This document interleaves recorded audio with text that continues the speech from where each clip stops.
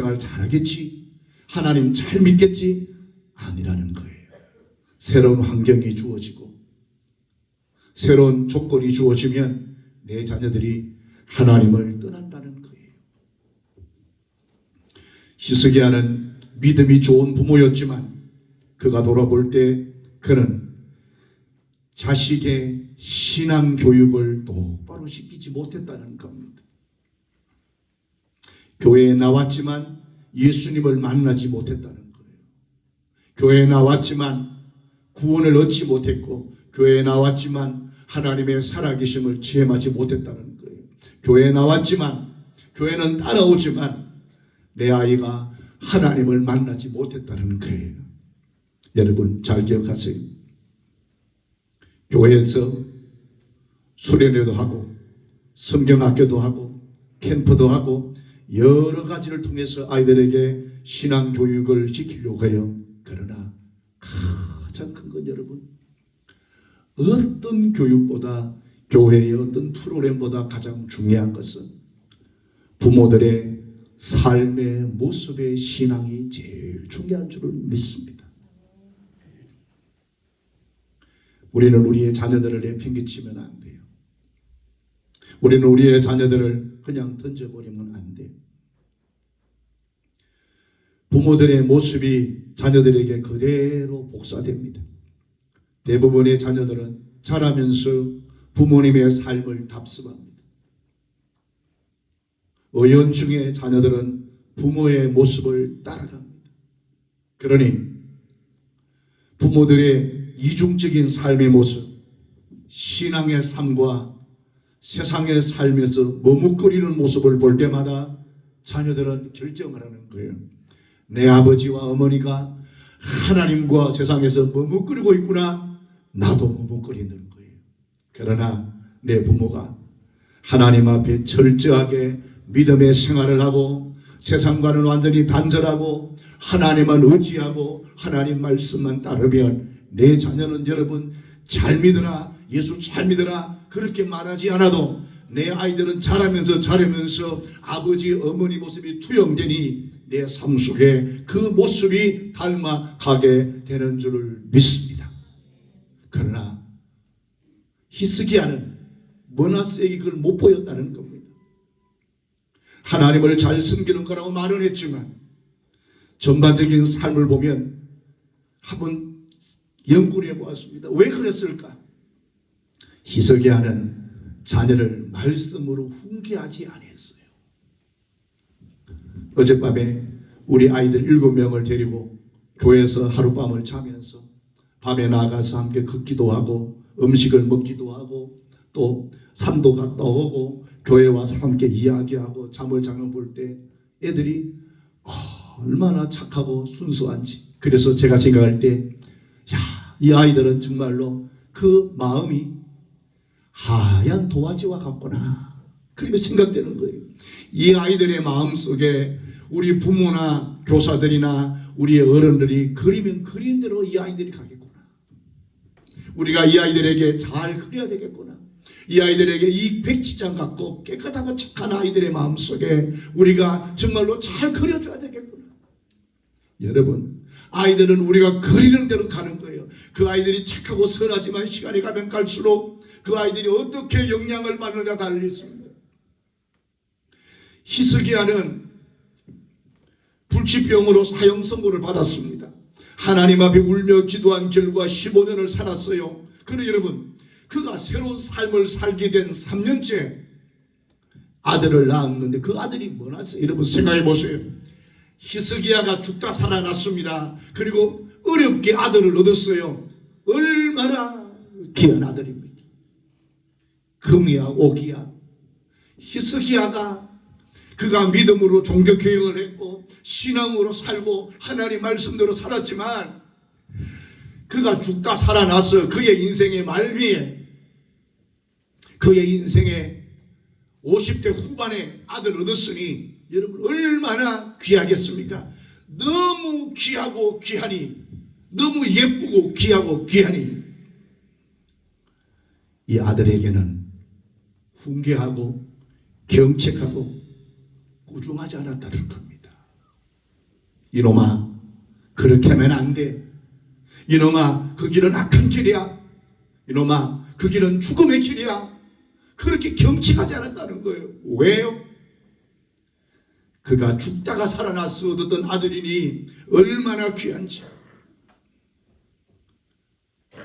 하나님 앞에 예배하기는 했지만 귀중한 아들에게 정말로 가르쳐야 할 것 가르치지 않았다는 겁니다. 사람은 부패한 아담의 성품을 가지고 있습니다.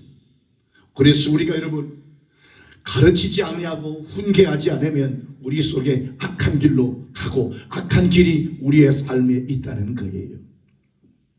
둘째는 히스기야가 자녀들에게 신앙적인 모본을 보여주지 못했다는 겁니다. 역대하 32장 24절과 25절에 보면 여러분 정말로 기막힌 말씀이 나옵니다. 32장 25절 말씀 한번 찾아보겠습니다. 같이 읽습니다. 25절 시작. 히스기야가 마음이 교만하여 그 받은 은혜를 보답하지 아니하므로 진노가 그와 유다와 예루살렘에 내리게 되었더니 24절은 여러분 히스기야가 병들어 하나님 기도해서 나았다는 겁니다. 25절 여러분 병이 나았어요. 문제가 해결되었어요. 25절 히스기야가 마음이 교만하여, 여러분 교만하다는 말은 무슨 말을 합니까? 밑에 그가 받은 은혜를, 무슨 은혜요? 살아났잖아요. 생명을 얻게 되었는데 살아난 생명을 얻은 은혜를 보답하지 아니했다. 여러분 우리가 생각했던 건 많이 다르지요.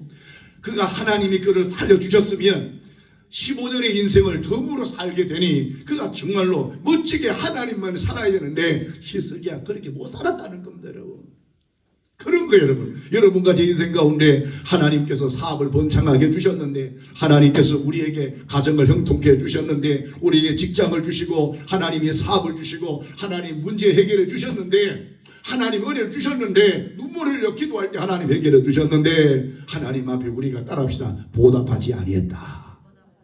이 말은 뭐예요? 한마디로 세상말로 하나님을 생각했다는 거예요. 하나님을 잊어버렸다는 거예요. 그래 그것이 교만하다는 거예요. 교만하다. 자 26절 여러분, 그러니까 24절 25절 26절은 히스기야 삶을 함축해서 나오는 겁니다.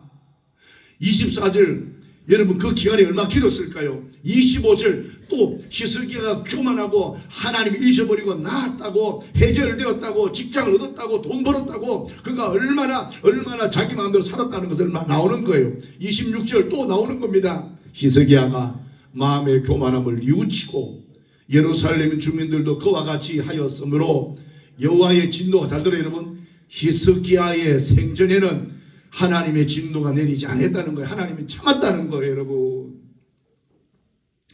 전 이 말씀을 보면서 그렇구나, 우리가 하나님께 응답받는 것도 중요하지만 응답받았다면, 우리가 하나님 앞에 서원했다면, 여러분 응답은 서원이잖아요. 하나님 들어주시면, 낫게 해주시면, 해결해 주시면, 물질을 주시면, 직장을 주시면, 내 자녀가 잘되게 하시면, 하나님 해주시면 이렇게 하겠습니다. 소원했잖아요.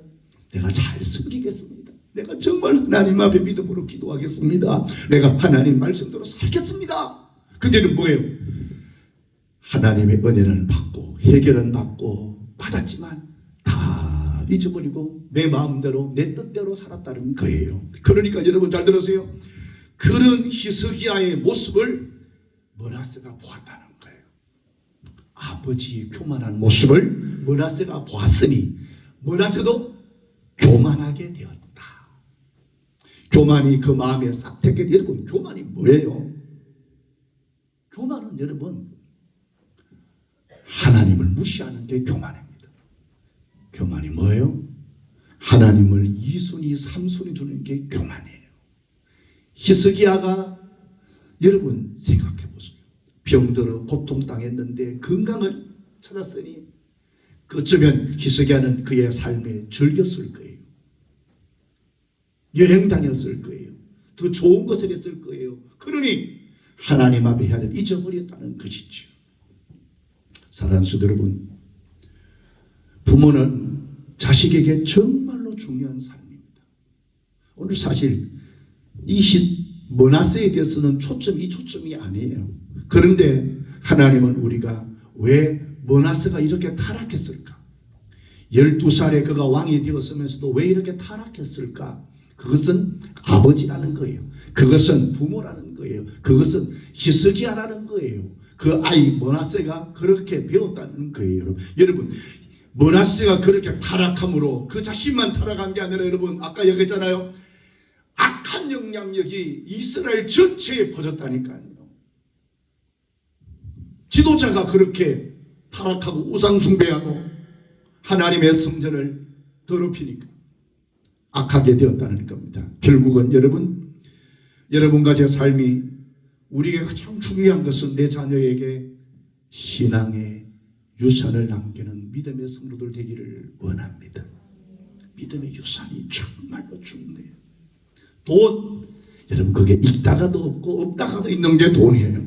권력, 있다가도 있고 없다가도 있는 게 권력이에요. 명예, 있다가도 없고 없다가도 있는 게 명예예요. 높은 자리, 인기, 있다가도 없다가도. 중요한 것은 부모된 나의 믿음과 신앙, 내 자녀에게 영적인 유산을 남기는 것. 여러분, 내 가정에서 아이들에게 그렇게 신앙생활을 해야 돼요. 내 아이의 손을 잡고 예배 드려야 되고, 내 아이와 함께 앉아서 예배를 드려야 되는 거예요. 내 아이에게 계속 이야기해 줘야 되는 거예요. 하나님은 살아계시단다. 하나님 우리의 기도에 들어주신단다. 할렐루야. 우리 아이들은 백장 같다니까. 장성한 아들들이 있습니까? 이야기해야 됩니다. 아들아, 너는 여호와 하나님을 저버리지 말아라. 너는 하나님을 언젠가는 만나야 된다. 이야기하는 영적인 유산을 남기는 믿음의 성도들 되기를 원합니다. 여러분, 결국은 머나세는 악을 행함으로 하나님이 참다 하나님이 그를 10절과 11절에 보니까 아수르 왕의 군대 장관들로 해서 머나세를 사로잡고 쇠사슬로 결박하여 바벨론으로 끌려갔습니다.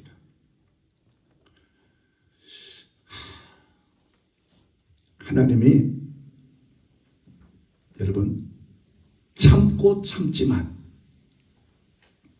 하나님은 언젠가는 참고 참지만은, 그러나 한 번쯤은 참다가 하나님은 한 번쯤은 하나님이 개입하셔요. 하나님이 여러분과 제 인생에 좋게 개입하면 좋을 텐데, 하나님이 안 좋은 곳으로 딱 개입하면 우리 인생이 한번 다 뒤집어지는 거예요. 가슴 아프지요. 눈물 나는 거예요. 그 전에 우리가 머나세가 나라가 망하고 포로로 끌려가고 수치당하기 전에 하나님이 경고를 많이 줬음에도 머나세는 그걸 다 잊어버린 거예요. 결국 머나세는 포로로 끌려가는 거잖아요. 여러분 잘 기억하세요. 같이 합시다. 하나님은 살아계시다. 하나님은 살아계셔요. 하나님은 전지전능하셔요. 하나님 우리의 기도에 응답하시는 하나님이에요. 왜요? 하나님은 살아계셔야 돼요. 나를 축복하기 위해서라도. 또 하나님은 살아계셔요. 우리 삶을 보니까. 여러분과 제 삶이, 머나세의 인생이 포로로 끌려가고 결박하여 포로로 끌려가 왕인 그가 아수르에서 바벨론에서 처절하고 억울한 삶을 살고 있습니다. 끝났어요. 그런데 오늘 본문 말씀처럼 하나님의 사람은, 하나님이 붙잡고 있는 사람은 우리의 삶의 고난과 어려움과 실패는 끝이 아니라 그것은 우리 인생의 과정에 불과한 줄을 믿습니다. 자, 12절 말씀 볼까요? 같이 찾읍시다. 12절 말씀 같이 읽습니다. 시작. 그가 환난을 당하여 그의 하나님 여호와께 간구하고 그의 조상들의 하나님 앞에 크게 겸손하여 13절 계속 기도하였으므로 하나님이 그의 기도를 들으심으로 그의 간구를 들으시사 그가 예루살렘에 돌아와 다시 왕위에 앉게 하심에, 머나세가 따라합시다. 그제서야 여러분 그제서야 답답하잖아요. 여호와께서 하나님인 걸 그제야 알았다는 거예요. 뭐예요? 므낫세는 우상이 하나님이라고 알았다는 말이죠. 므낫세는 이방신이 하나님인 줄 알았다는 말이죠. 므낫세는 일월 성신이 하늘의 달과 별과 이거 태양이 하나님인 줄 알았다는 거예요. 그런데 뭐예요? 고난 당하고 나니, 두들려 맞고 나니, 창피 당하고 나니 그제서야 여호와가 하나님입니다. 그제서야 알았다는, 그제서야. 여러분과 제 인생 가운데 그제서야까지 가지 아니하고, 끝까지 가지 아니하고 지금 하나님이, 여호와 하나님이 나의 하나님임을 고백하는 주의 종들 되기를 원합니다. 할렐루야. 그제서야까지 가지 마세요, 여러분. 그제서야까지. 인생의 밑바닥까지 가지 마세요. 그제서야 밑바닥 가서 하하, 하나님이 정말 살아계시네. 신앙은 회복되지만 내가 너무 소비되는 게 많잖아요. 내 인생이 너무 억울하잖아요. 다 잃어버리고 나서 그제야 하나님이, 내가 하나님을 똑바로 섬겨야 되겠다. 여러분 너무 억울하잖아요. 지금 잘 섬기면 되는데. 자, 10장 10절 11절 므낫세는 끝났어요. 제가 생각하기에 하나님은 므낫세를 정말로 완전히 없앨 만한 존재예요. 그럼에도 하나님은 참고 하나님의 한없는 사랑으로 하나님은 므낫세를 기다리고 있어요. 잘 봐요, 여러분. 그가 환난을 당하여 여호와께 간구하고, 자, 그가 간구했다. 13절에 그가 기도했다. 13절에 하나님이 그의 기도를 받으셨다. 13절에 그의 간구를 들으셨다. 여러분, 본문 말씀에 므낫세가 하나님 앞에 기도했다. 간구했다. 무슨 말인 줄 아세요? 지금까지 한 번도 므낫세는 하나님 앞에 기도하지 않았어요. 왜요? 자기가 잘났으니까, 내가 힘이 있으니까, 내가 건강하니까. 지금까지 여러분 므낫세는 한 번도 기도하지 않았다니까요. 한 번도 하나님 찾지 않았다니까요. 하나님 찾지 않았어요. 왜요? 내가 잘 나가니까. 기도의 필요성을 알지 못했어요. 내가 하고자 하는 일을 모든 사람이 다 도와주니까, 내가 마음만 먹으면 모든 걸 다 할 수 있었으니까, 여러분 기도할 이유가 하나도 없었습니다. 너무 잘 되니까 기도할 이유가 하나도 없었어요. 내 자식은 잘 되지, 사업은 잘 되지, 건강은 좋지, 자식은 잘 되지, 모든 게 형통하는데 기도할 이유가 하나도 없었어요, 여러분. 근데 뭐예요? 포로가 되자, 어려움과 고통을 당하자, 문제를 당하자 달라진 거예요. 그렇게도 악하고 고집불통이었던 므낫세가 하나님께 두들겨 맞더니 저가 환난을 당하여 하나님께 간구하고 하나님 앞에 겸손하여 기도했다는 겁니다. 여러분, 자, 이렇게 컸어요. 아무리 악한 왕이지만 회개하고 기도하니까 하나님이 들어주시는 줄 믿습니다. 저는 이 말씀을 보면서 하나님 너무하신다. 이렇게 악한 왕이면 하나님 죽여버리시지. 그 내 마음이지. 우리 하나님은 그렇지 않아요. 우리 하나님은 만약에 여러분과 제 마음 같았으면 하나님 이 악한 므낫세 죽여버리지요 라고 말했으면 하나님 이렇게 말합니다. 종아, 나도 너를 죽여버리고 싶었어. 근데 내가 너를 사랑하니까 채찍을 통하여, 환을 통하여 너를 돌아오게 하는 거야. 돌아오게 하는 거야, 하나님. 여러분, 실패는 끝이 아니에요. 과정으로 하나님은 만들기 위해서는 우리가 하나님 앞에 기도해야 된다는 것이죠. 므낫세 악한 왕이지만 하나님 앞에 기도한 거예요. 제가 여러분에게 부탁하잖아요. 우리 남은 인생 내 마음대로 살지 말고, 여러분 남은 인생 그제서야 하지 말고, 여러분 시간 될 때 수요 예배하세요. 그제서야 하지 말고 새벽 예배 기도하세요. 그제서야 하지 말고 하나님의 성전에서 기도하세요. 그제서야 환난 당하여 눈물 흘리며 그때 기도하지 말고, 그제서야 기도하지 말고 그 전에 하나님 앞에 기도하는 믿음의 성도 되기를 원합니다. 하나님은 기도하는 사람에게 하나님은 용서하시고, 기도하는 사람에게 하나님은 기다리다듯이 그를 안아주시고 그를 위로해 주시고 그의 모든 문제를 해결해 주시는 줄을 믿습니다. 사랑하는 성도 여러분, 므낫세는 악한 왕입니다.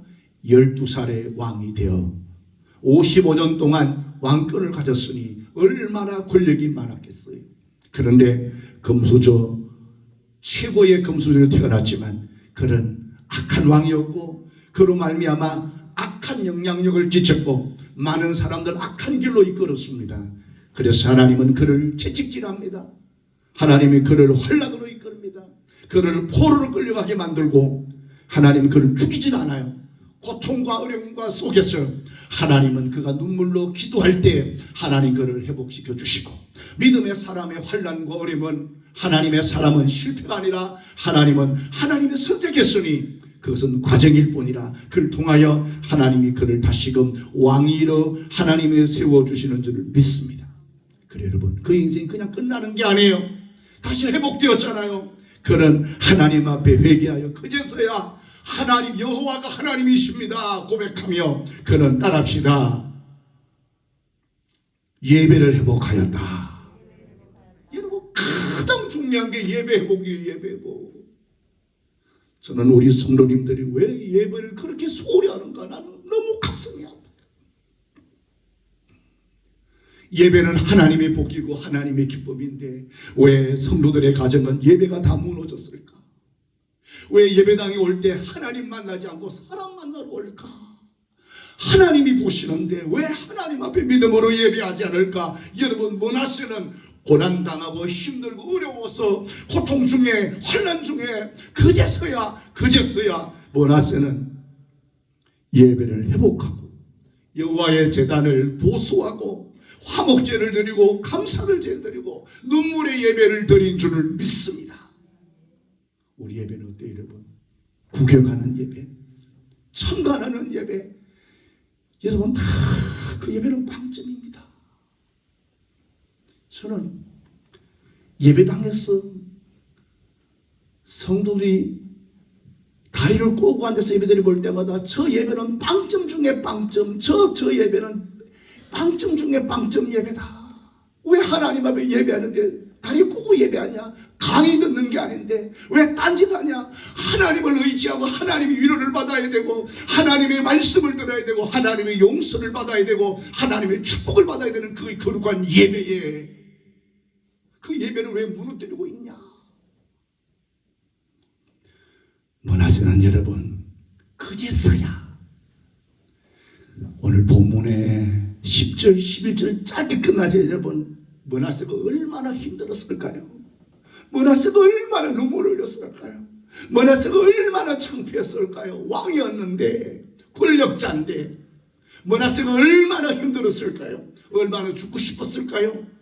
그런데 그가 환난 당하여 하나님 앞에 그가 겸손하게 하나님 앞에 무릎 꿇어 기도하니 하나님이 들어주시고 하나님은 다시금 예루살렘에 돌아와서 왕위에 오르게 했으니 므낫세가 그제서야 내가 섬기는 하나님이 살아계시구나, 그제서야 하나님이 살아계시구나 므낫세가 깨닫게 된 줄을 믿습니다.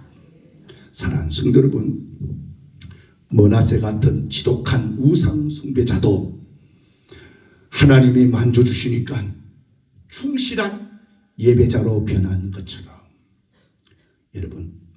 여러분과 저도 하나님 우리를 만져주시면 주님 나를 만져주세요. 주님 나를 깨닫게 도와주세요. 주의 성령이 내 마음에 감동을 주세요. 하나님, 그래서 내 인생에 예배가 회복되게 하시고 하나님 화목제가 회복되고 감사제가 회복되게 하시고 내가 드리는 한 번 한 번 예배가 눈물의 예배, 간절한 예배, 사모하는 예배가 되어 하나님의 축복, 하나님 받은 은혜에 감사하여 보답하는 그런 삶이 되게 도와주옵소서. 므낫세 완전히 박살내서 완전히 그를 없애버릴 만도 한데 하나님 그를 버리지 아니에요. 왜? 하나님의 선택한 백성이니까. 할렐루야. 하나님이 은총 안에 있는 백성이니까 여러분 그래요. 여러분과 제가 그렇다니까요. 우리가 하는 삶, 내가 살아온 삶을 돌아보면 하나님 나를 죽이고도 몇 번 죽일 만한데 하나님 참으시고 있는 이유는 뭔지 아세요? 하나님이 나를 사랑하니까. 오늘 여러분과 제가 때로는 우리가 환난 당할 때도 있어요. 어려움 당할 때도 있어요. 고난 당할 때도 있어요. 그 고난의 때는, 환난할 때는 주님을 의지하고 기도할 때예요. 환난의 때는 내가 겸손해지는 거. 환난의 때는 하나님을 전적으로 나의 왕이라고 인정할 그런 때인 줄 믿습니다. 사랑하는 성도 여러분, 지금 우리가 일어나야 합니다. 지금 여러분과 제가 일어나야 됩니다. 인생 아무것도 아닙니다. 여러분. 이 심장, 벌떡벌떡 뛰는 심장 딱 서는 순간 우리 몸은 다 차가워지는 거예요. 하나님 여러분과 저에게 생명과 건강과 우리의 삶을 주실 때 여러분과 제가 하나님의 은혜를 감사하며 더 가면 갈수록 더 좋아지고 가면 갈수록 더 좋아지는 그런 성도, 하나님의 축복 가운데 인생의 전반보다 후반이 더 좋아지는 그런 성도들 되는 축복을 누리기를 원합니다. 기도하겠습니다. 거룩하신 하나님, 우리가 하나님을 아버지라 부르며 하나님 앞에 예배할 수 있게 하셔서 감사합니다. 오늘도 주님 앞에 나왔습니다. 하나님 부족